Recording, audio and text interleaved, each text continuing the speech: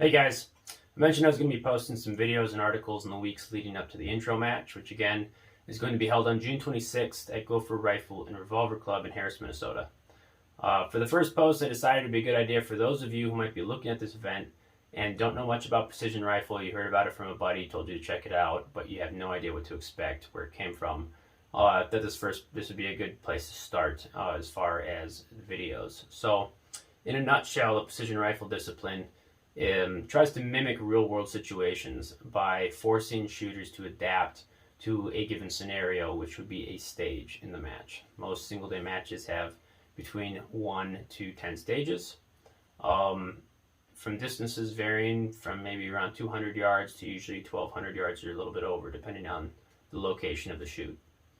So, as you might expect, the foundations for this sport really stemmed from the sniper community back in the early mid-90s. Guys that were either active duty or retired military started hosting matches kind of among themselves as a way to sharpen their own skills by recreating situations that were closer to what they experienced in the field on deployment. As it just kind of became more popular, it grew organically and was well received by the civilian community, and is now one of the fastest growing shooting sports in the community. So the match on June, which you could expect to see, is going to be, like I said, between 6 and probably 8 stages, 10 rounds or so per stage in a 2-minute or less time limit, and engaging one or multiple targets from one or multiple positions. So you might be shooting prone, something you might expect to see at a long-range match. But what really sets the precision rifle discipline apart from many other long-range shooting sports is the fact that a lot of our shooting is what we refer to as positional. It's unorthodox. It's not a stable on your belly type of shooting. You might be shooting kneeling or sitting or standing or variations of any of the three from obstacles that you might not expect. So you could be shooting off of a ladder. You could be shooting off of a chair, rocks, fence posts, cattle gates, out of cars, and even in some matches you'll be shooting out of a flying helicopter. It's not overly common, but it does happen. So that's really what separates this sport from others. So what you'll learn at the match, and what the whole point of it is there's a lot of stuff that you don't know what you don't know until you start shooting.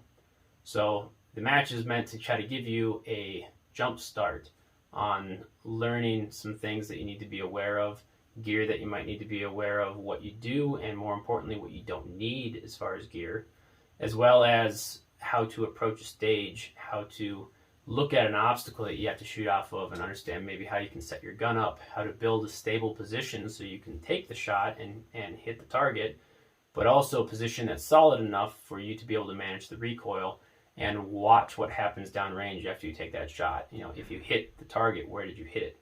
Especially important if you're, hunting. If you miss the target, where did you miss? So you can correct and re-engage and impact that target. So those are all major components within this sport.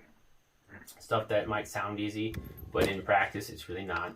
And it's really good just to have that head start and getting some knowledge from people that have already been shooting the sport, have had quite a few matches under their belt that can give you some good pointers. So that's the whole purpose of this match. It's meant as a way for people to not be concerned about jumping right into a standard match and feeling like they don't know what they're doing, worried that they're going to look like the newbie idiot that's behind the gun, and a lot of people don't necessarily like that. So this is a way that you can come. There's no judgment. The whole point of it is for newer shooters to be exposed to some more experienced shooters, and for them to kind of bleed that knowledge over into the guys that are in their squads. So hope to see you all out there. There will be more videos and articles in the coming weeks going in more into detail on long-range shooting, specific points and things that you should probably study. And the reason for me doing the videos and articles ahead of time is so that it's not one big knowledge drop all at once on the day of the match. So you don't have to come to something you don't know even what to expect.